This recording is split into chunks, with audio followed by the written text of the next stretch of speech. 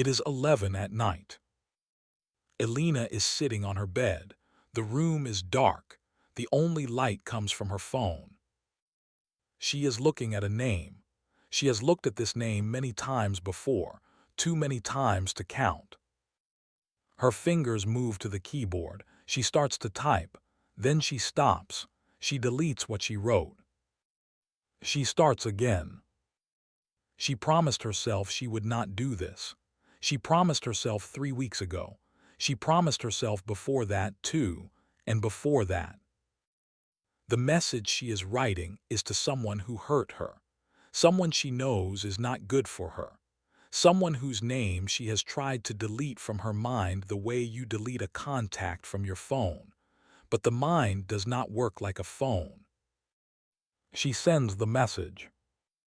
And then she puts her phone face down on the bed, and she stares at the ceiling, and she asks herself the question she has asked herself 100 times. Why do I keep doing this? Maybe you know this feeling. Maybe it is not a message at 11 at night for you. Maybe it is a job you return to every Monday morning even though it drains everything out of you. Maybe it is an argument with your mother that you know will end badly, but you start it anyway. Maybe it is a habit you have broken and rebuilt and broken again more times than you can remember. The situation is different for each of us, but the feeling is the same. You understand the problem. You can explain it clearly. You have read about it, talked about it, thought about it at 3 in the morning, and still you come back. This is not a video about weakness, and it is not a video that will tell you to simply try harder or want better things for yourself. You have already tried that. This is a video about why the human brain creates these patterns, where they come from, why they are so difficult to leave, and what it actually means to begin moving away from them. I am speaking slowly and clearly today, as always, for intermediate English learners at B1 and B2 level. The language is simple, but the ideas are not small.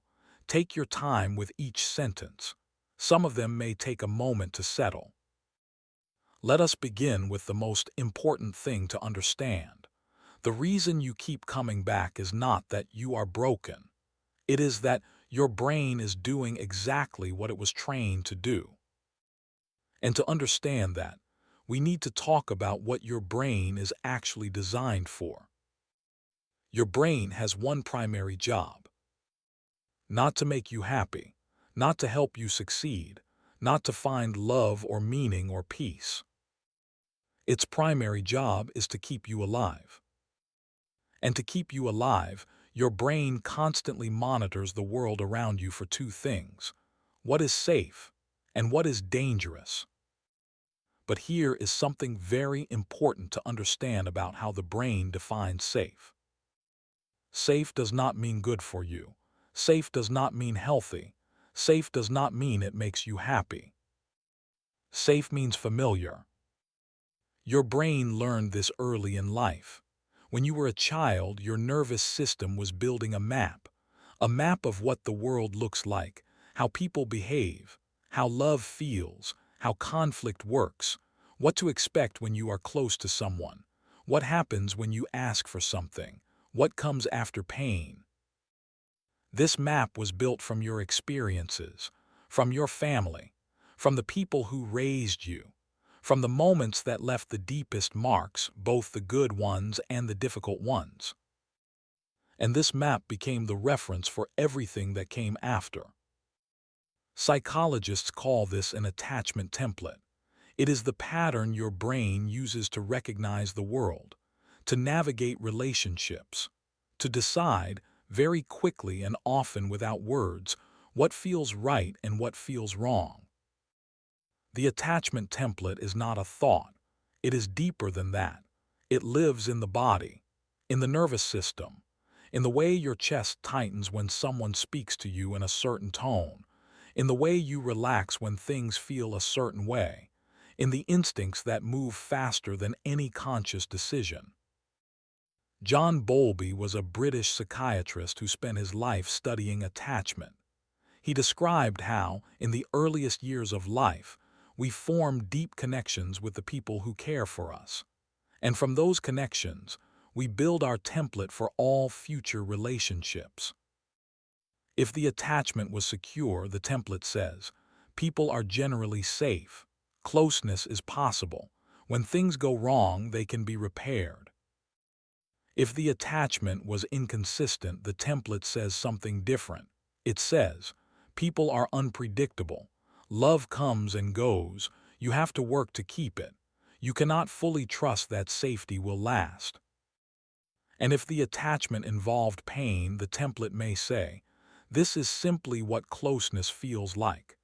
This tension, this uncertainty, this hurt is what love looks like. It is not comfortable, but it is known. And known feels like safe. This is where Elena learned her pattern, not in a single dramatic moment, not from one person who was cruel to her, but slowly over years from the small and ordinary ways that love arrived in her life. Sometimes warm, sometimes distant, sometimes painful, but always, always familiar.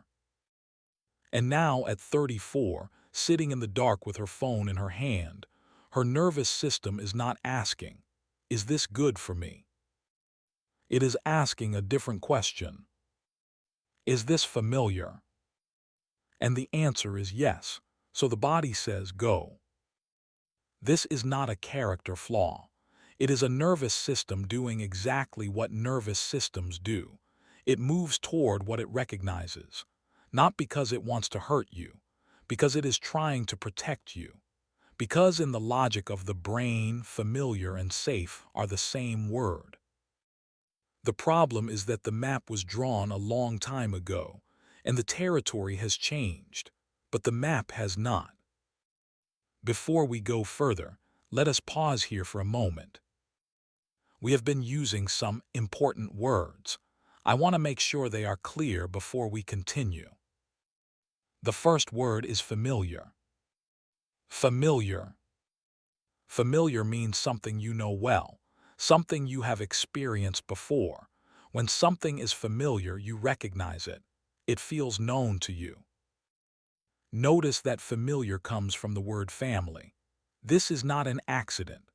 The first things that become familiar to us are the people in our family, the rhythms of our home, the ways that those closest to us showed us love, or showed us pain, or showed us both at the same time.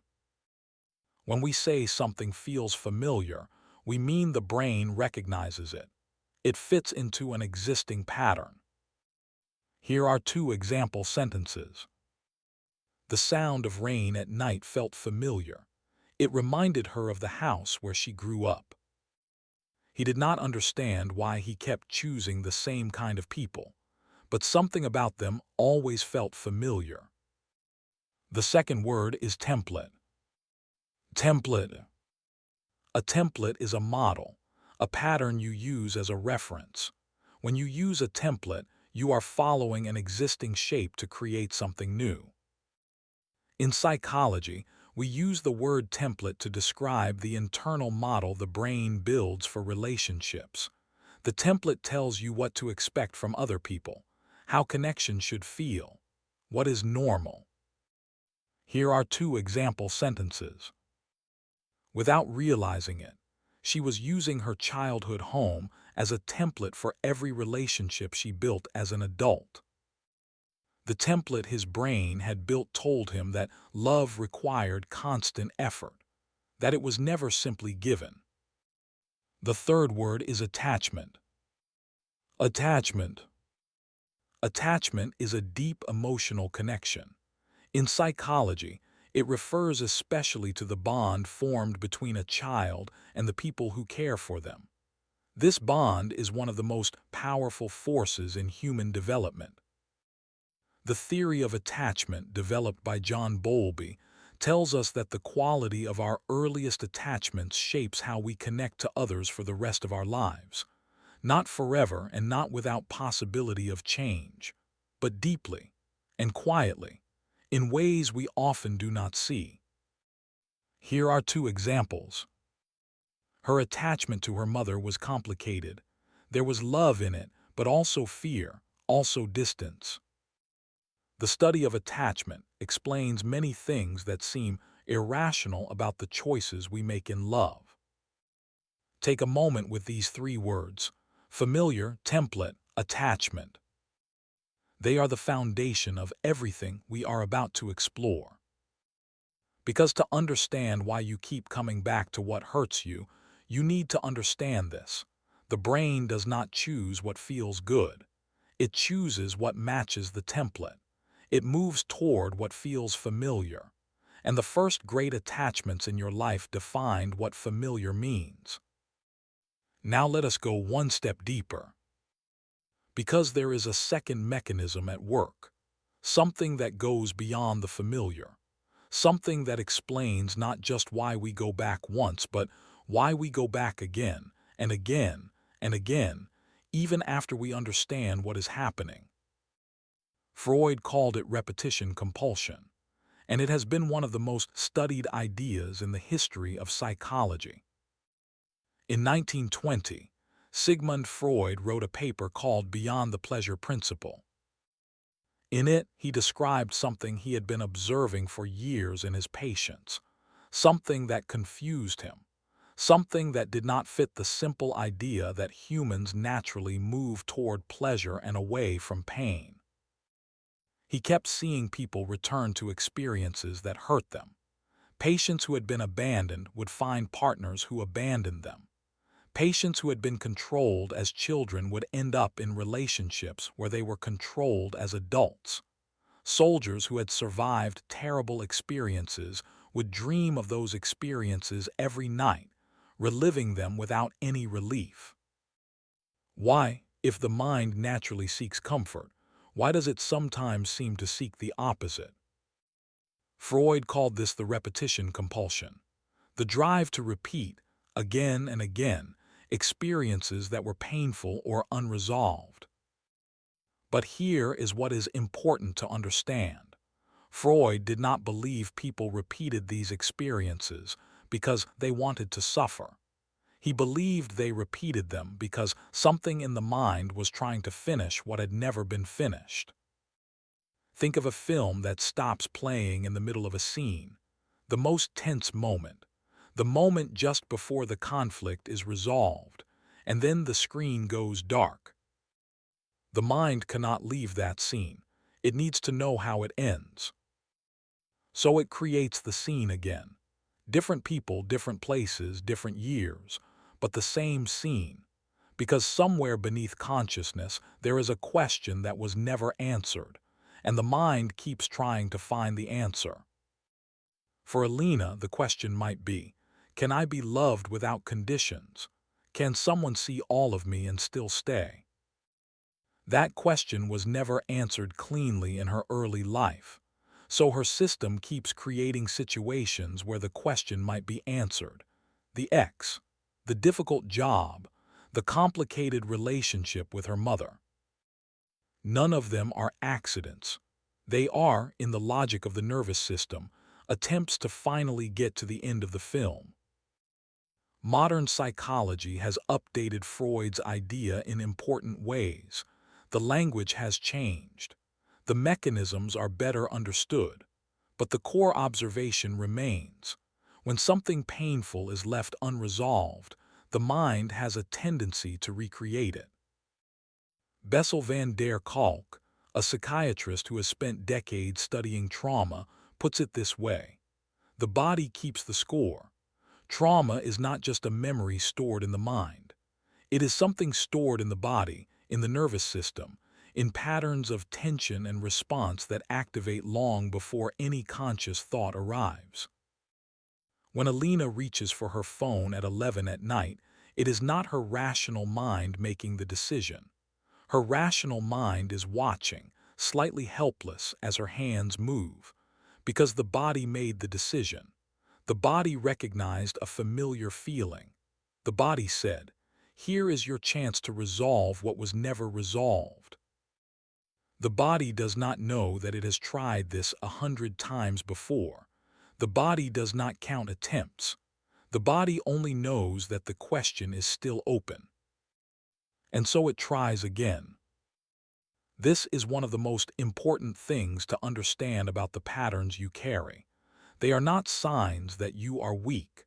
They are signs that something in you is still trying to find resolution, still trying to get to the end of the film. The question is not, why am I like this?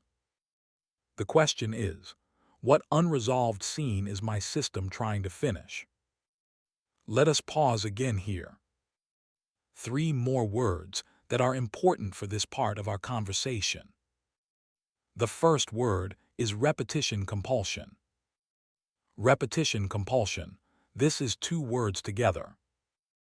Repetition means doing something again. Compulsion means an urge that is very difficult to resist. It feels almost like a force pushing you from inside.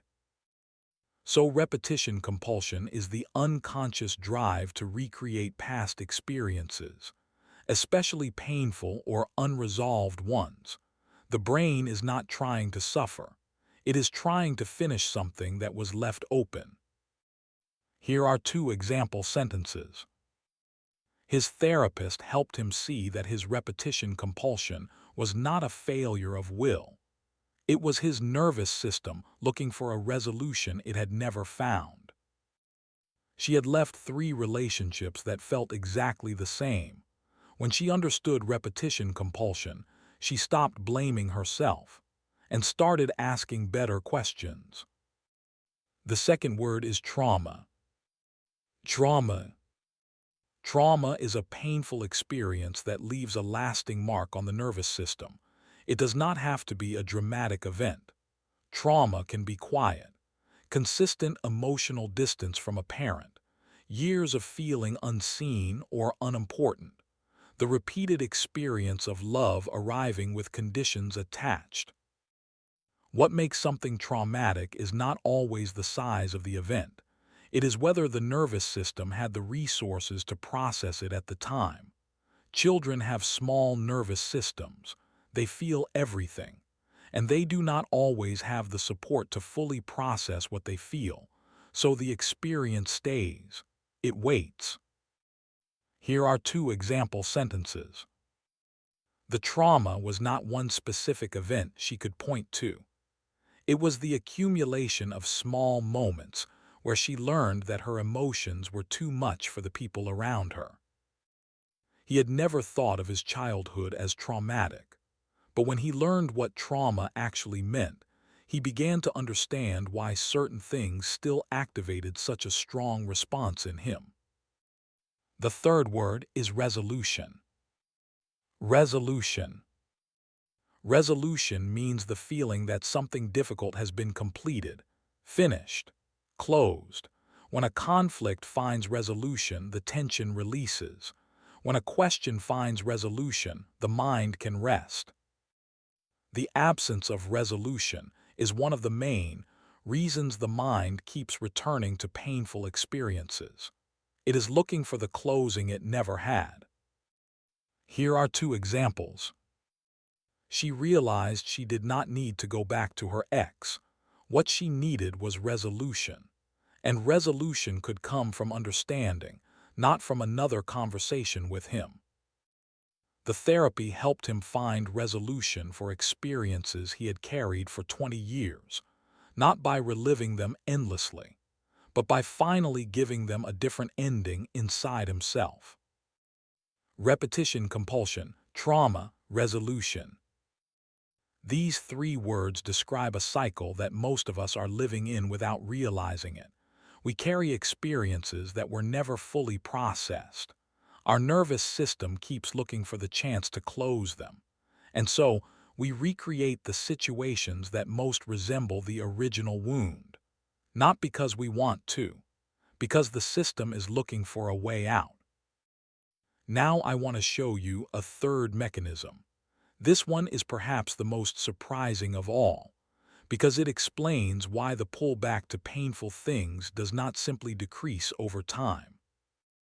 In some cases, the longer the pattern continues, the stronger the pull becomes.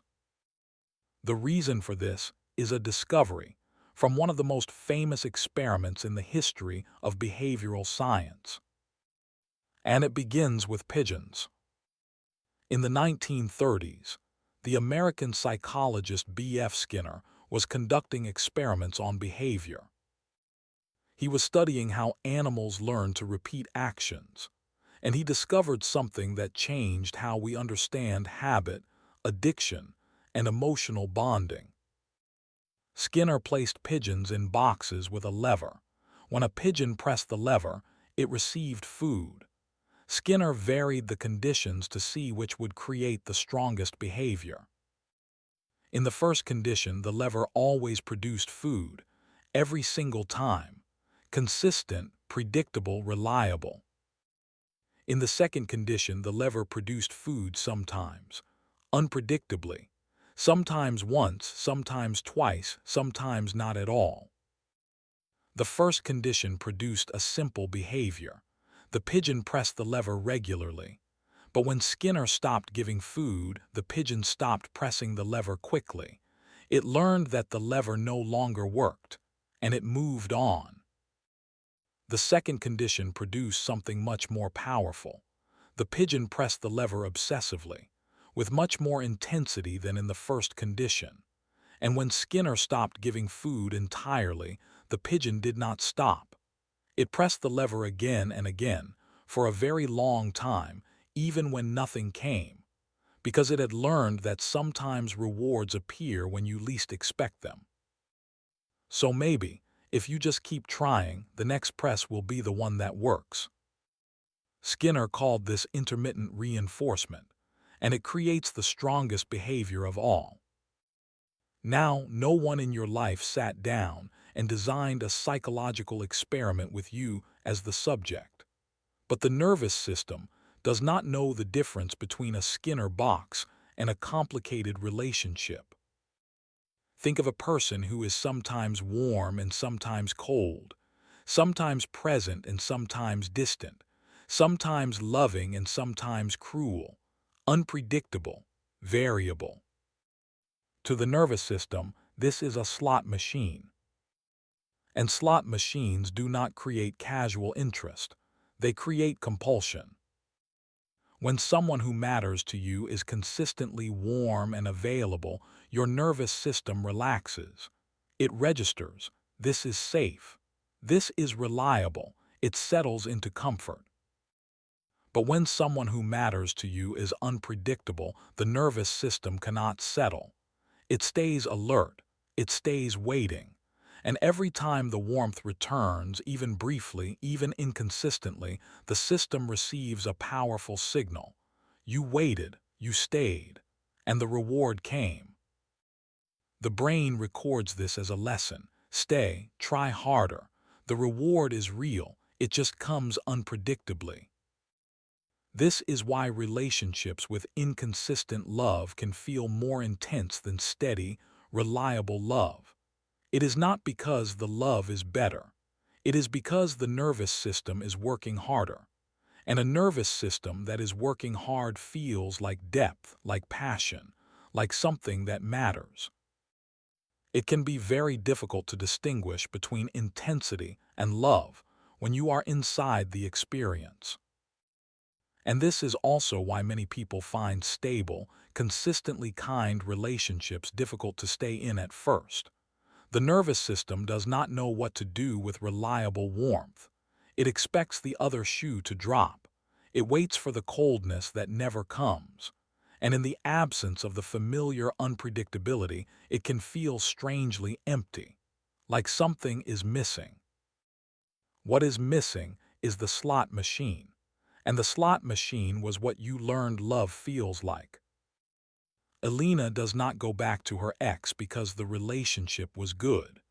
She goes back because it was unpredictable, because every moment of warmth, however rare, was a hit of something her nervous system had learned to need.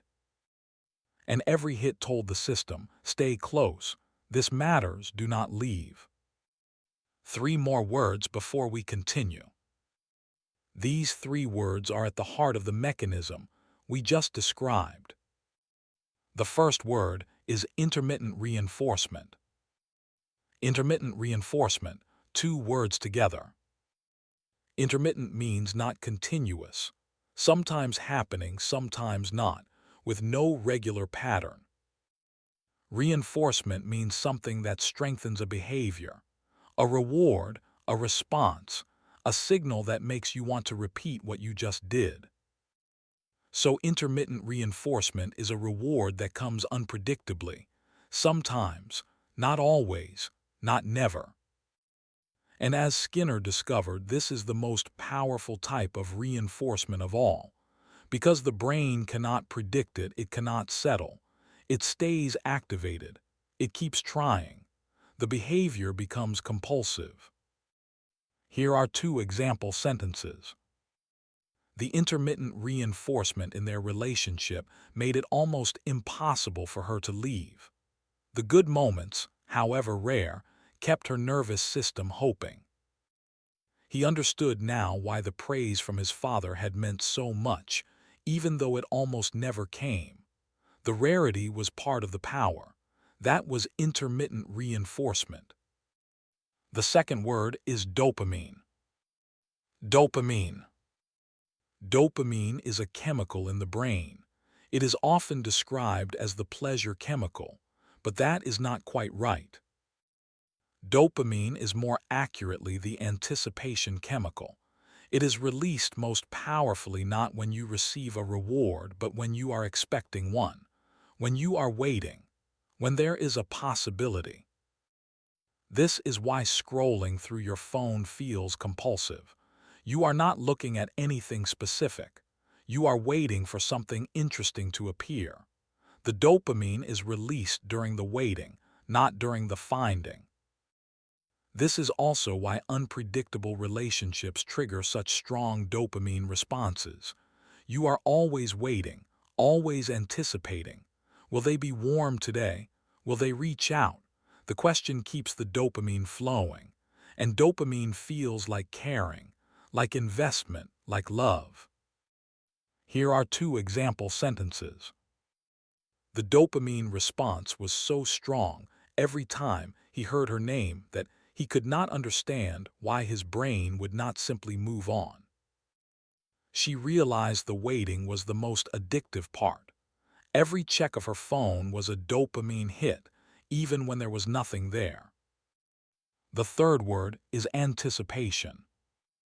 Anticipation. Anticipation is the feeling of expecting something before it happens, the moment before, the held breath. Anticipation is a powerful emotional state. It is not the same as hope, though they are related. Hope is general. Anticipation is specific. It is the feeling of waiting for a particular thing, from a particular person, at a particular moment. Here are two examples. The anticipation of hearing from him was sometimes more powerful than the conversation itself. She noticed that the anticipation of conflict made her more anxious than the conflict when it actually happened. Her nervous system was always preparing for something that might or might not come. Intermittent reinforcement, dopamine, anticipation. These three words describe the chemistry of the pole. The reason that going back to what hurts you does not simply feel weak. It feels necessary, urgent, like something in you will not rest until you do it. But there is one more layer, one more reason people return. And this one is, in many ways, the most invisible. It has to do with not what you feel, but with who you believe yourself to be. Identity is perhaps the deepest anchor of all. We are not just creatures of habit. We are creatures of story.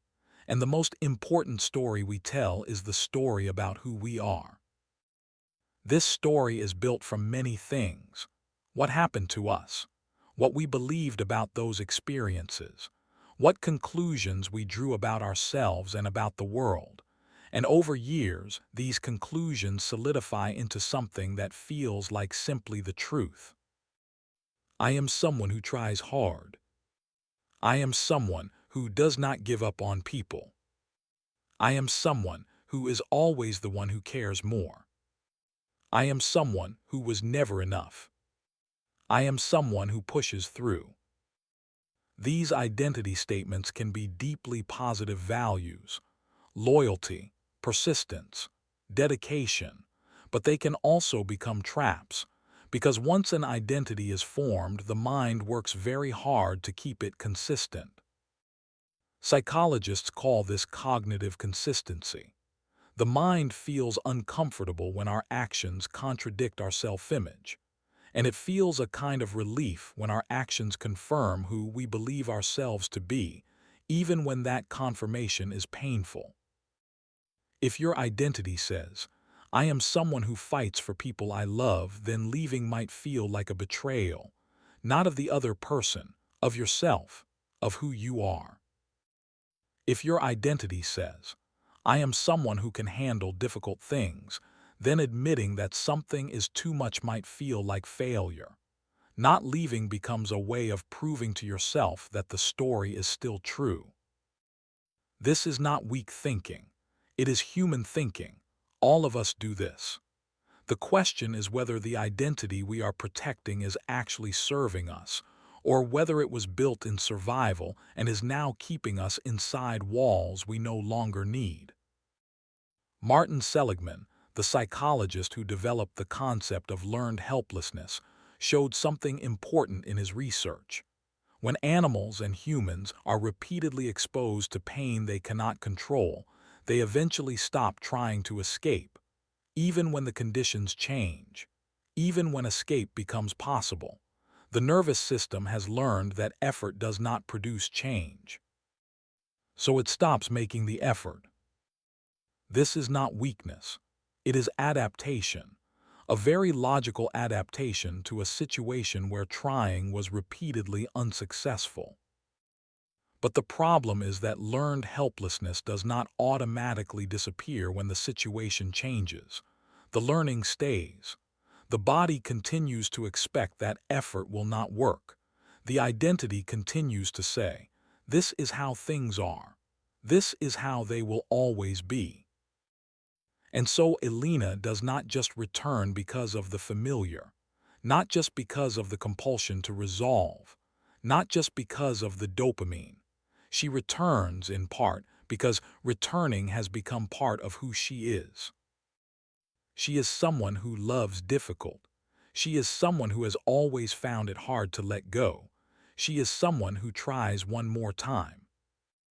These qualities in other contexts might be beautiful: courage, depth, devotion. But in this context, they are keeping her inside a story that is no longer true for her life, but is still running as if it is. And here is the quiet tragedy of this. The people who are most loyal, most persistent, most willing to try one more time, are often the ones who stay longest in situations that are slowly diminishing them. Not because they are foolish, because the qualities that make them remarkable have been turned against them by patterns they did not choose and do not fully see.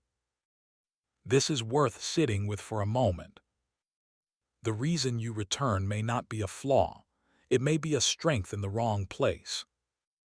And recognizing the difference between a value and a defensive pattern disguised as a value, that is one of the hardest, most important things a person can do.